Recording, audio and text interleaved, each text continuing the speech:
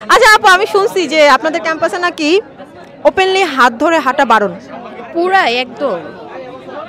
Even আমি এই যে এখন আসছি, এখন একজনকে হাত ধরে হাঁটতে দেখিনি। কেন এটা কেন?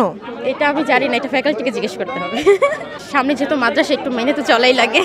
আসলে মাদ্রাসা না, মসজিদ, সরি মিস্টেক করে ফেলছি। আচ্ছা, আপনারা কি হাত ধরে হাঁটতে পারেন ওপেনলি? ভার্সিটিতে না। আমার না এটা খুবই অদ্ভুত লাগছে, যেটা প্রাইভেট ইউনিভার্সিটিতে কেউ হাত ধরে হাঁটতে পারে না। এটা মনে হয় বাংলাদেশে এই ইউনিভার্সিটি প্রথম। এটা অনেক কষ্টের ব্যাপার। কি পানিশমেন্ট দেয় হাত ধরে হাঁটলে? হাত ধরে হাঁটলে পানিশমেন্ট দেয় না, বাট মানে অ্যালাউ না ওনাদের ইয়াতে আর কি। কি বলে?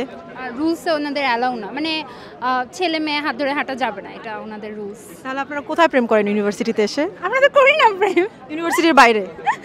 আমরা তো প্রেম করি না।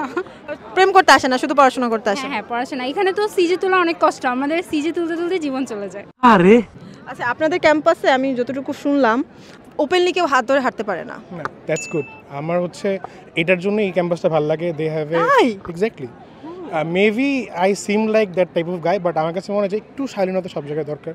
সো এটার জন্য I love the campus, I love the university. They have a dress code what you have to maintain. So এটাই হচ্ছে বেটার। মেয়েরা আড্ডা দেয়, ছেলেরা আড্ডা দেয়, কিন্তু ছেলে মেয়ে একসাথে খুব কম দেখা যায়, কেন? কোচ আমাদের ভার্সিটি মানে কেউ যেন কোনো কিছু নেগেটিভ না নিতে পারে।